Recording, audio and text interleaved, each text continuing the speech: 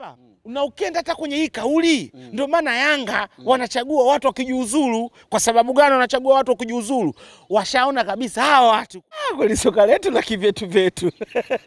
Jana Chagamba maiti ilofufuka jana. Tuloizika. Sio ile tuloizika. Hili jambo dunia mzima wanajua kama Yanga hawachezi. Mimi nafurahi sana wazee wa Yanga kwa utaratibu wanaofanya sasa hivi. Wakitaka kuongea wanaenda kwenye. Umeona hizi timu? Hizi timu zinabeba kila hisia unayojua wewe. Yanga mpaka wanatoka mbele wanaongea kitu kama kile. Wanajua kama hawa watu kuna watu ndo wanawaendesha. Sasa kutokana na hawa watu haja ipo. Kwa sababu kama una nguvu kwenda kusimamisha katika mchezo nambari 1 kwenye ukanda wa East Africa, nambari 5 kwa wanatakiwa wamtaje huyo mtu na wao wakachukue mafaili yao wakakae pembeni. Yani kwa heli.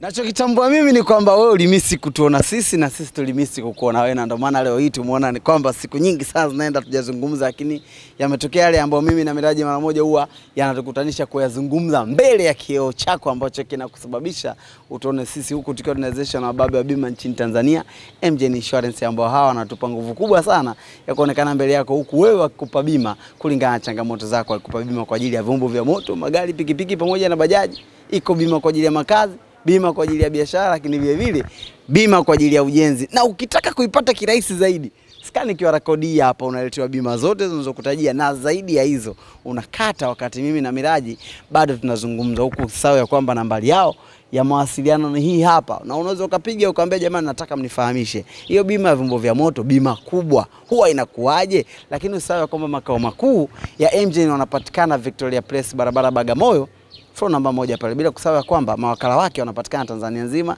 na visiwani Zanzibar. Kazi yao kubwa masaa 24 wakupe bima wewe muda ambao wewe unauhitaji. Bila kusahau kwamba Kauga Kanzo Classic tuko nao, na hawa pia wanatupa nguvu kubwa, huku wewe wanakupa muonekano nadhifu kabisa wa Kiislamu pamoja na kupamba maharusi wa kiume. Hawa wanapatikana makao yao makuu Dar es Salaam, Ilala, Mtwara, Tanga na Arusha, lakini pale Dodoma utawapata Masjid Gaddafi pamoja na Raha Leo. Miraji, kabla tujazungumza wiki iliyopita dabi walicheza wazee wa Simba na Yanga, watu wanataka kufahamu kwamba nambari ya mchango ni ipi ili watu waendelee kuchangia. Mchango naenda Chagamba, lakini mdogo sana. Muda bado. Sinajua dakika za Ferguson sijaoneshwa. Zikionyeshwa tu watu hawa. Zikishaoneshwa dakika za Ferguson, hatari. Kila mmoja anakimbia. Hatari familia. Sikio utapokea simu mpaka watasema wewe wanangu mimi nataka nilale. 0769 43 49 67. 0769 43 49 67. Miraji Hamisi mara moja. Na mimi nikukumbusha kwamba kwa wale ambao mnaweza mkatupatia kitu moja kwa moja ambayo sio pesa taslim, pia kinapokelewa. Na usisahau ya kwamba wanafamilia tunakutegemea sana kwenda wote hapo kituo cha watoto yatima. Miraji, wiki iliyopita dabi imecheza na wazee, umeona? Oya we. Hatari. Dabi imecheza na wazee. Hatari gapa. Yaani Chagamba mpaka likisha hili. Zitakuaje? Kila mtu atakuwa kaongea. Lakini mimi binafsi Miraji, mimi nashukuru kwa katika kizazi hichi ambacho nimeshuhudia takriban matukio mengi ambayo huenda hata huko nyuma watu hawajawahi kuyashuhudia. Hivi hatuchezi walishawahi kuishuhudia wazee wetu. Ilikuwepo kitambo. Ilikuwa kumkimbiana, walikuwa nakimbiana. Yaani mtu hatii timu, mtu anapewa 3. Ndo hatuchezi hiyo. Ndio maana hujaleta timu. Miraji, tukitoka kwenye kile ambacho walizungumza wazee jana, kulikuwa kuna kikao. Bodi ya ligi iliwaita ambao walikuwa ni wenyeji wa mchezo wenyewe, wakazungumza nao. Kuna mengi tumeyapata kupitia pale. Mimi natamani kusikia ambao wewe uliokota ni yepi, kabla mimi sijakwambia kauli ambazo zilinishtua hata mimi. Chagamba. Yaani jana tumeenda kuona mambo mengine mapya. Kitabu kimefunguliwa kingine tofauti. Kweli soka letu la kivyetu vyetu. Jana Chagamba maiti ilofufuka jana. Tofauti na tuloizika. Sio ile tuloizika. Hii haijaribika lakini sura tofauti. Sio ile tuloizika, tumezika nyingine, tumeenda kufufua nyingine. Chagamba bwana, kikao cha jana kwanza kimeenda kufufua mpaka maamuzi ya Simba. Kama Simba walikuwa sahihi. Simba walikuwa sahihi. Tukajua miemko waliofanya viongozi wetu, lakini mimi niliungana na viongozi wangu. Ukasema hata mimi nisingepeleka timu. Ningesema hata mimi nisingepeleka timu. Kumbe kile kitu ni kweli, Chagamba. Jana mimi nimemsikia msemaji wa Yanga Ali Kamwe, ushadelewa. Ndio. Kaongea vitu vingi, lakini kauli ambayo ilionistua mimi. Bwana Chagamba, kama ni kweli alichoongea Ali Kamwe, kama ni kweli. Kipi hicho? Chagamba, soka letu hatari. Kipi hicho Miraji? Hujamsikia Ali Kamwe anakuambia katika kikao alichofanya ile ule uchunguzi walisema bodi ya ligi watakuja kutuletea, watauleta kipindi labda dabi ishachezwa au dabi kabla haijachezwa, yani uchunguzi ukikamilika.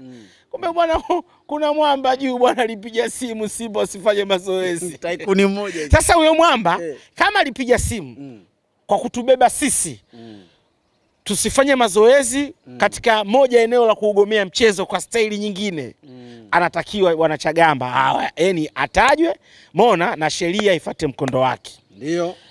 Kama alifanya vile yule mwamba, umeona, kwa kuwabeba Yanga, umeona, kwa njia nyingine yoyote, tafsiri yote utotafsiri wewe, huyo mwamba atajwe jina na sheria ifuate mkondo wake. Ngoja Miraji, kwa hapa tunawaeleza familia kwamba kwenye ile ule uchunguzi, majibu ya uchunguzi, sikasema Ali Kamwe. Kama anasema ile ripoti ya uchunguzi, bodi ya ligi wamesemaje, wanashindwa kutoka mbele kuongea mapema kwa sababu kuna vitu vingine sio vizuri kuongea mbele ya jamii. Maneno Ali Kamwe. Maneno Ali Kamwe. Si jana kwani hujamsikiza Ali Kamwe? Ndio. Familia wanasikiza.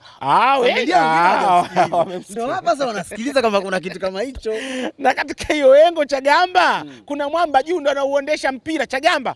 Kama huyo mwamba ana nguvu kwenda kuivunja dabi Chagamba, huyo mwamba inaonekana hata kuna baadhi ya timu yeye anapanga matokeo, kwa sababu hiyo kauli Chagamba kila engo ipo.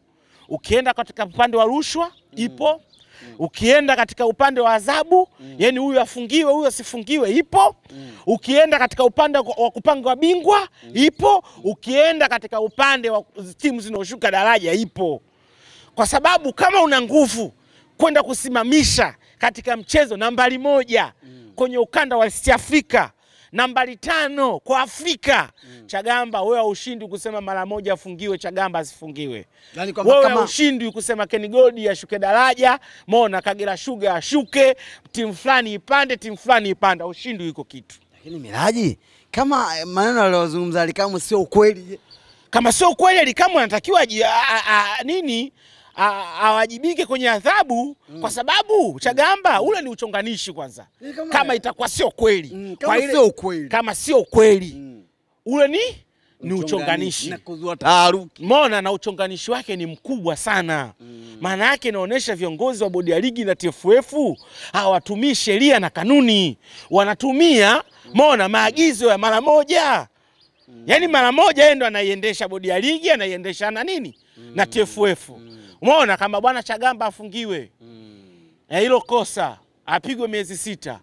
Umeona, bwana timu fulani leo nataka ishinde. Yaani ukimaanisha kwamba zile sheria ambazo sisi tunazitumia. Maana yake soka letu liendeshwe kwa sheria, ndio maana kumbe dabi haikuchezwa.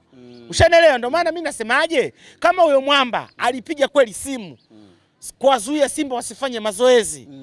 Umeona, labda Simba walikuwa hataki kucheza ule mchezo. Huyo mwamba anatakiwa aadhibiwe. Na kama hajaadhibiwa, tunatakiwa tumjue. Kama tumfahamu ni nani. Sasa kama tayari ushasema katika ripoti, si ndio? Kuna mwamba 1 2 3, maana yake hata kina Ali Kamwe inaonekana jina litajiwa la huyo mwamba. Na sisi tutajiwe. Kama lipo ili jambo la. Kama ili jambo, mimi mpaka sasa Miraji niko huku na huku. Chagamba, mimi nasemaje? Kama ili jambo lipo kweli, ripoti ikija, tutajiwe ni nani na wajibishwe. Kama halipo Ali Kamwe anatakiwa aadhibiwe. Maana yake uchonganishi wake ni mkuu, ametupa taharuki. Ni mkubwa. Sijui unaelewa Chagamba. Chagamba, na ukienda hata kwenye hii kauli, ndio maana Yanga wanachagua watu wakijiuzuru. Kwa sababu gani wanachagua watu wakijiuzuru? Washaona kabisa hawa watu, kuna watu ndio wanawaendesha, hawatumii sheria na kanuni. Kama hawa watu wanatumia sheria na kanuni, Yanga wasingetaka baadhi ya viongozi wa bodi ya ligi na TFF wajiuzuru. Yaani kwamba kama hawatumii sheria na kanuni. yani wanaonekana hawa watu ambao Yanga waliowataja. Walotaja pale kwamba sasa fulani. Yani kwa asilimia kubwa inaonesha watumii sheria na kanuni. Maana yake wanatumia sheria mara moja na kanuni ya mara moja. Yani ya mtu binafsi. Chagamba, haiwezekani kiongozi yoyote wa mpira hajiuzuru, umeona, eti kwa kutaka mara moja. Anatakiwa jiuzuru kutumia sheria na kanuni. Chagamba, umevunja kanuni hii, umevunja sheria hii. Inabidi ukae pembeni. Sheria hii inakuhitaji Chagamba ukae pembeni. Kanuni hii Chagamba inakuhitaji ukae pembeni. Sio kanuni ya mara moja, sio sheria mara moja. Kwa sheria mara moja na kanuni ya mara moja, mimi siungani kabisa mkono na wa Yanga. Yani kwa tamko la Yanga kuchagua baadhi ya viongozi, kama hao viongozi sheria na kanuni haziwahukumu wakae pembeni, mimi siungani na Yanga. Ila kama sheria na kanuni zinawahukumu kama walivyosema Yanga wajiuzuru, mimi naungana na Yanga. Maana yake ni kwamba kama viongozi ambao Yanga wanahitaji wajiuzuru, sheria bado zinawalinda kuwepo. Yani hawana kosa. Hawastahili kujiuzuru. Viongozi wa mpira wanatakiwa wajiuzuru kupitia sheria na kanuni kama wamezivunja, na hizo kanuni zinawahukumu wakae pembeni. Hiyo ni sahihi. Lakini kama kanuni zinawahitaji, sheria bado zinawahitaji, hatuwezi kumsikiliza mara moja. Huo sio mpira. Huo sio mpira Chagamba. Sasa Yanga mpaka wanatoka mbele wanaongea kitu kama kile, wanajua kama hawa watu kuna watu ndo wanawaendesha.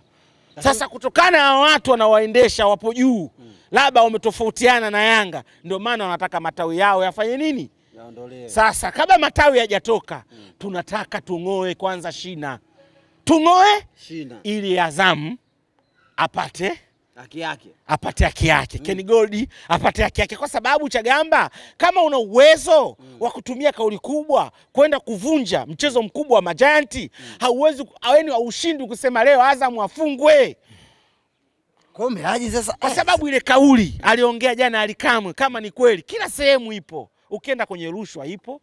Mona, ukienda kwenye kupanga matokeo ipo, ukienda kwenye adhabu ipo, ukienda kwenye kupanga matokeo timu za kushusha daraja ipo, ukienda kupanga matokeo kwa bingwa ipo. Hapa kwa kifupi tunataka tuanze kujua kabisa kwamba kwenye hii kauli kwanza tunahitaji tufahamu kama kweli ipo au haipo.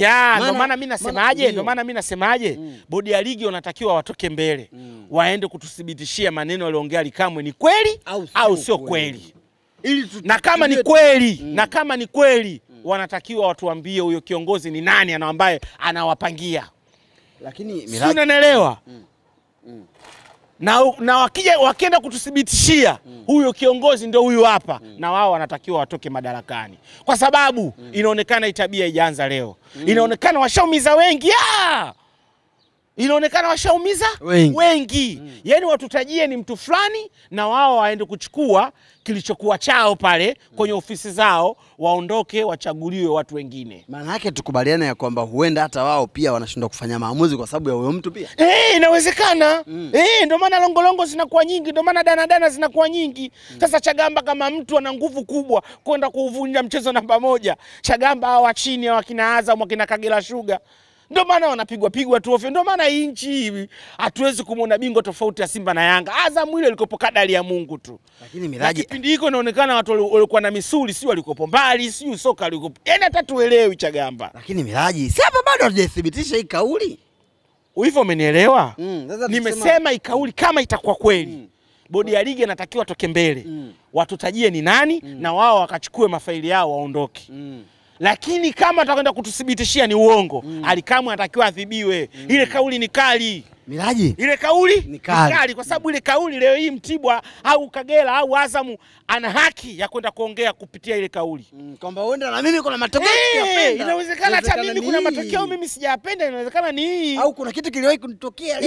Yani ile kauli kwa kilabu yoyote ina haki ya kuongea, na mwanampira yoyote hana haki ya kuongea kupitia ile kauli. Mpaka itakapotenguliwa au tuthibitishiwe. Au tuthibitishiwe. Kwa hiyo bodi ya ligi wakithibitisha kauli Alikamwe ni kweli, Chagamba wanatakiwa wamtaje huyo mtu, na wao wakachukue mafaili yao wakakae pembeni. Yani kwa heli.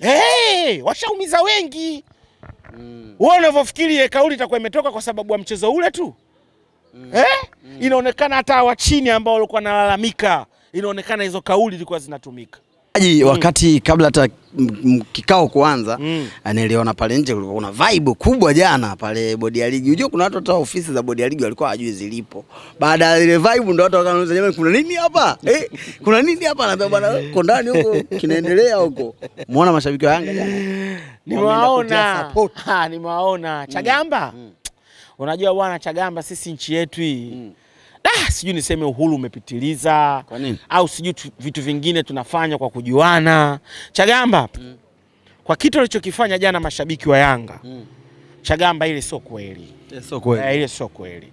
Yaani ukubali ndio hivyo, ukatae ndio hivyo. Ile sio kweli. Ile sio kweli. Kwa nini? Alikamwe alivotoka kwenye bodi ya ligi alienda kuongelea wapi? Alivotoka kwenye ofisi za bodi ya ligi.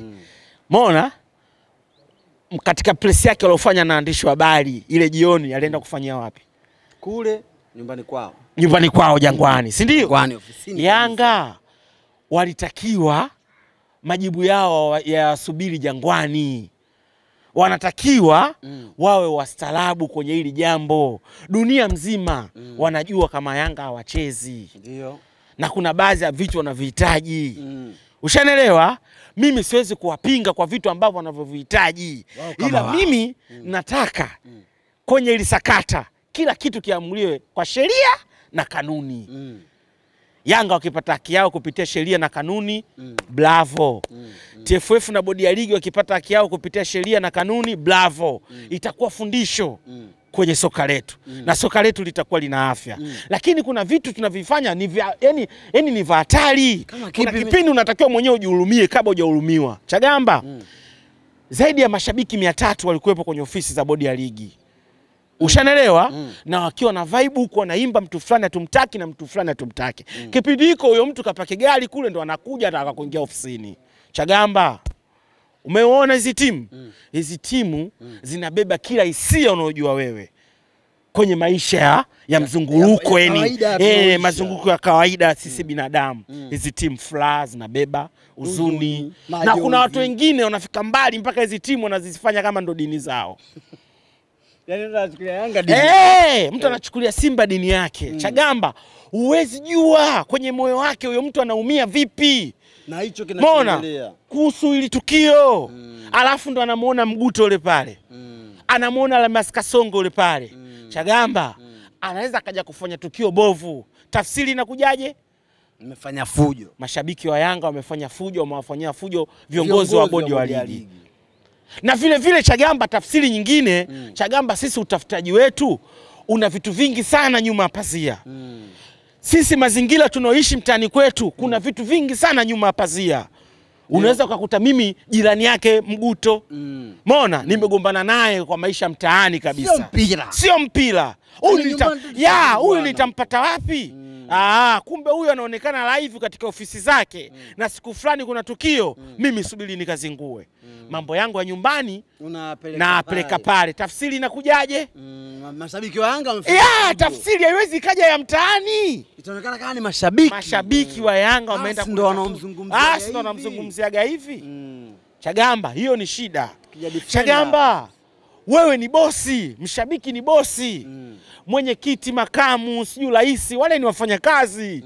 Mfanyakazi wako shampa kazi 1, 2, 3. Nenda kanifanyie kazi yangu. Wewe tulia ofisini. Na hata asipoifanya wewe unamkutana. Kwa sababu yani kwa tafsiri ya kawaida yale ni maandamano. Alafu hayana kibali. Ushanelewa? Tukio anaweza kaja kufanya mtu ambaye wala lile tukio alimuhusu. Na wala sio shabiki wa. Kwa sababu kuna mtu alikuwa anamtafuta kamuona pale. Na kupitia fujo yeye kajichanganya kaenda kufanya maamuzi. Tunaona Chagamba kuna wachezaji wanapigwa mabunduki huko. Umeona? Kwa hisia ya mpira una hisia kali sana. Mpira una hisia kali sana. Kuna viongozi wanapigwa mabunduki katika mikutano ya wazi kama vile. Tena unakuta mikutano mingine ina kibali kabisa. Matukio ya ajabu yanatokea. Chagamba, dunia mzima inajua Yanga wachezi. Dunia mzima inajua Yanga wakitaka kucheza wafanywe nini. Chagamba alikuwa anajitosheleza. Umeona? Alafatu msimamie usimsimamie, atafanya kazi yako kwa sababu si ushamwagiza. Na wazee walifanya kikao tena katika eneo lao. Mimi nafurahi sana wazee wa Yanga kwa utaratibu wanaofanya sasa hivi. Wakitaka kuongea, wanaenda kwenye nyumba yao pale nyumbani. Yaani wewe utapinga kauli zao tu, ila wako nyumbani. Lakini wapo nyumbani kwao. Kama ni maandamano tuko nyumbani. Mimi ndio kitu ambacho mimi nakihitaji. Kama kile wanafanya mkutano wao nyumbani, watapinga kauli za hai, wanazingua, lakini wapo kwenye haki yao, wapo kwao. Lakini kitendo wanachokifanya mashabiki wenzangu, kwa sababu ukisema Simba, ukisema Yanga ni watani, na sisi wote ni mashabiki, wote ni wanachama. Kile kitu sio kizuri. Utani upo, lakini Chagamba hilo unaona kabisa, yani inaviashiria vya vurugu, kwa sababu Chagamba wanaweza kaja kutokea watu baki kabisa huko, wasihusika hata na mpira, wakatumia wanaweza hata watu wengine wakatumwa tu watu baki tu kwenda kukuharibieni CV yenu, wakaenda kufanya nini pale, fujo. Umeona? Alafu matukio sasa hivi yana tabia ya kuchomekeana. Sisi Simba pale tunacheza na wale Waarabu, kipindi vurugu inatokea tunaenda kupigwa bani. Kuna mashabiki wengine wa Simba walichukua kabisa maiki, walisema sio sisi, wale mashabiki wametumwa, wale sijui mashabiki wa timu fulani. Watu wanachomekea. Kwa hiyo hata tafsiri itakuja hivyo hivyo. Wale wanakuja kuleta vurugu sio sisi. Wakati mnajitetea mtakuwa wapi? Ndio vitu ambavyo sisi tunavyoongea. Kwa sababu sheria inaweza sasa ikachukua kwamba hii jamani shapitiliza, ikachukua mkondo wake. Kipindi sasa wanaenda kujielezea Chagamba walofanya tukio hawapo. Uko stakishari. Hawapo Chagamba. Sasa hivi kuna matukio ya ajabu. Kuna matukio ajabu Chagamba, watu wamebadilika roho ujue. Kuna matukio mengine Chagamba ukisikiza taarifa habari unaweza hata TV ukazima. Haji, mimi nimekuelewa, kwa sababu mimi nishindo kupeleka ugali nyumbani, waje kuniletea ugali mimi stakishari. Chagamba ndio maana nikakwambiaje Chagamba. Sisi tunachukulia na poa kwa sababu sisi tunajuana sana. Mbona sijui amani imepitiliza sana. Lakini hii amani tunatakiwa tuilinde sisi wenyewe. Sio lazima mimi sijaona lazima. Kwa sababu ndio maana nikakwambia kuna watu wengine hizi timu wanachukulia kila kitu kwenye maisha yao. Sasa unavyomuona Mguto au unavyomuona Almasi Kasongo, wanaona ndo hapa simu ya kumalizana naye. Ushanelewa, na huyo mtu amumjui. Umeona katika kundi lenu. Umeona? Ana kitu chake kakeka hapa. Anafanya tukio. Na kuna mtu mwingine ana ugomvi naye nyuma ya mpira. Anaona hapa ndo hapa pa kufanyia tukio. Na kuna matukio mengine Chagamba mtu mnaweza hata msimkamate. Mtu anaweza akafanya tukio ghafla tu, afu akajikataa. Kashajipanga, mimi nafanya tukio pale na ingilia pale. Tafsiri haiwezi kuja kama huyu alikuwa na ugomvi naye nyumbani. Huyu atakuwa shabiki wa Yanga. Kwa hiyo Chagamba Yanga inajulikana nini inahitaji. Dunia mzima wanajua. Sema hivi vitu tunasisitiza tu viishe kwa sheria na kanuni. Kwa sababu tushaona kumbe kuna watu ndo wanaliendesha ile soka letu. Kumbe kuna watu wanamuumiza Azam, wanamuumiza Mtibwa, wanamuumiza Kagera kupitia hivi vilabu viwili vya Simba na Yanga. Sasa huyu mtu kama alifanya vile kwa kutubeba sisi Simba, atajwe na awajibishwe. Kama huyu mtu alifanya lile tukio kwa ajili ya kuwabeba Yanga, atajwe na awajibishwe. Kwa sababu hata wakiondoka kina Almasi Kasongo, kama huyu mtu hajatajwa, hawa wataokuja Chagamba nao wataendelea kuendeshwa. Na kama huyu mtu hayupo pia aliyeitamka hiyo kauli awajibishwe. Chagamba kabla tujakata matawi tuanze kukata shina. Hawa wanaokuja wawe salama. Wakiondoka kina Kasongo huyu mtu atajwe.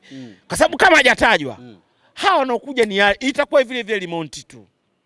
Na nikukumbusha kwamba kauli nyingine ambayo Miraji amezungumza ni kwamba hataki kuona kiongozi anajiuzuru kwa sababu fulani anataka ajiuzuru. Kiongozi kama anajiuzuru, Mona ajiuzuru kwa sheria na kanuni. Hata yule anayekuja ajue kabisa nikifanya hivi sheria itanihukumu. Nikifanya hivi kanuni itanihukumu. Asiachishwe kazi eti kwa sababu mara moja anamchukia. Iko kitu mimi siungani nacho mkono. Itumike sheria, itumike kanuni. Kama wale viongozi, kwa sababu si tunajenga, tunataka faida kwa wote. Kwa sababu harakati siku zote anaanzisha mtu huyu. Kwa hiyo Yanga ikaanzisha, tunaungana naye mkono kwa sababu si harakati. Si ndio? Sasa tunataka tujue hii harakati aliyoanzisha Yanga kwake ina haki au haina haki. Kwanza. Manake kama ina haki kwa upande kama ina haki kwa upande wake, faida itakuwepo kwenye soka letu. Na hata kama haina haki kwenye upande wake, faida vile vile itakuwepo kwenye upande wetu. Kwanza, faida ya kwanza tunahitaji kuijua nani analiendesha ili soka. Alikamwe jana katuambia kwenye kikao kuna mtu katajwa ndo alipiga simu Simba wasifunguliwe geti wasifanye mazoezi. Maana yake kama una uwezo kufanya kile kitu, wewe una uwezo wa kupanga matokeo. Ni viashiria vyote alivyosema Simba. Ni viashiria vyote walosema bodi ya ligi na TFF yao. Amani na nini? Viashiria varushwa. Kwa kauli ipo inasimama kote. Na kauli nyingine ambayo Miraji amezungumza ni kwamba mashabiki, ile tabia yenu ile mtakuja kuletewa ugali Segerea, alafu hakukuwa kuna msingi wowote wa kuanzisha fujo. Zile Miraji fujo zile. Mimi nakwambia Chagamba, Chagamba sisi tunaona poa kwa sababu hakuna kiongozi aliyoguswa. Lakini siku atokee mtu mmoja tu aguswe kiongozi, sheria ichukue mkondo wake. Chagamba ile ni hatari. Ile ni hatari. Ni hatari. Sisi tuna sehemu zetu ambazo za kuongelea na tuna sehemu zetu za kuwasubiri viongozi wetu. Ndio maana Tali Kamwe yeye alienda Jangwani kaenda kufanya nyumbani kwake. Wazee wa Yanga sasa hivi wananifurahisha sana. Kama zamani walikuwa wanafanya tofauti na sehemu yao ilikuwa ni zamani. Lakini sasa hivi wazee wa Yanga chochote kitaka kuongea nyumbani. Yaani wanaonesha kabisa kama wale wazee wanajua nini wanachokifanya kwa sasa. Vijana. Yaani utawapinga kwenye kauli zao, lakini wakiwa kwenye maeneo yao unasema bravo. Safi sana. Nilikuwa na Miraji mara moja huku tunawezeshwa na MJ wa baba wa bima Tanzania pamoja na Kauga Kanzo Classic wanaokupa muonekano nadhifu kabisa wa Kiislamu na kupamba maharusi wa kiume. Huku nikikumbusha namba yetu ya mchango kwa ajili ya kwenda kuwatembea watoto yatima ni 0769 43 49 67. 0769 43 49 67. Jina litakuja Miraji Hamisi mara moja. Sio kwa ajili ya mchango peke yake, hata maulizo pia unaruhusiwa. Na unaweza kutoka nao nyumbani kwako moja kwa moja. Tukaondoka wote kwenda sehemu ya kwenda kuwatembea watoto yatima, lakini vile vile sio pesa taslim peke yake. Tunapokea ahadi, tunapokea chochote ambacho kiko kwenye matumizi ya watoto ama maisha ya binadamu kawaida. Shukrani sana kwa kutufuatilia.